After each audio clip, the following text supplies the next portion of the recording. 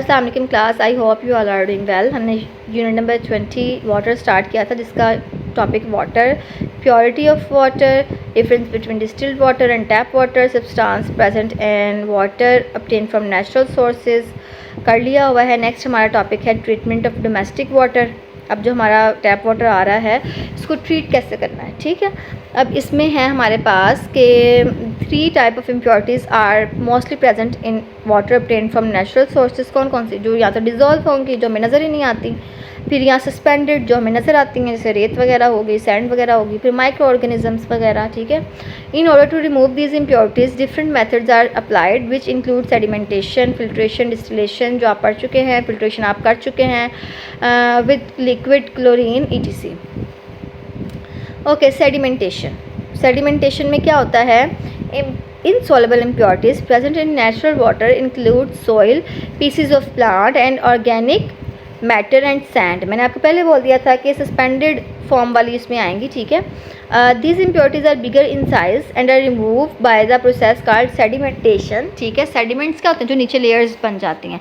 In this process water obtained from the natural sources is pumped into sediment tank, ये tank है, ठीक है। Water is allowed to stand for a few hours. The suspended particles present in the water settle down। जो suspended particles हैं वो कहाँ आ जाएंगे? यहाँ नीचे sludge form में आ जाएंगे, ठीक है। Due to gravity and form a layer of sediment, the cleaner water on the top can then be extracted from the next stage, ठीक है। देखिए यहाँ पर हमने क्या किया है, यहाँ पर हमने वाटर ऐड किया है, ठीक है। अभी जो सस्पेंडेड हमारे पास पार्टिकल्स हैं वो क्या होंगे? नीचे से स्लज फॉर्म में बैठने लग जाएंगे, और फिर यहाँ से वाटर हमने एंटर किया था और यहाँ से जो क्लीन वाटर है वो यहाँ से बाहर निकल जाएगा। ओके, नेक्स्ट प्रोसेस है हमारे पास filtration. Filtration is a process to remove suspended particles of small size.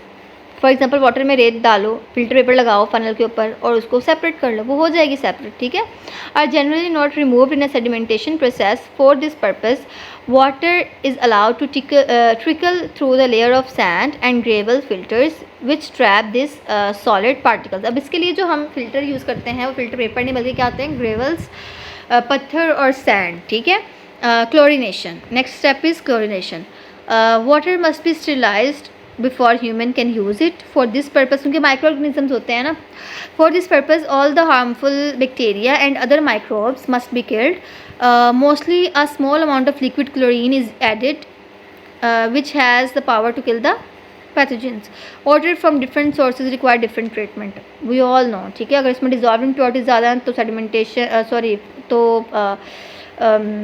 अलग मेथड होगा, माइक्रो ऑर्गेनिज्म है तो अलग होगा, ठीक है। नेक्स्ट है हमारे पास removal of orders.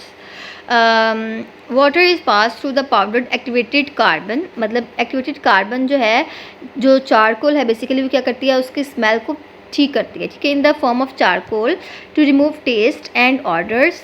Activated carbon remove a wide range of organic compounds responsible for taste and odour through absorption.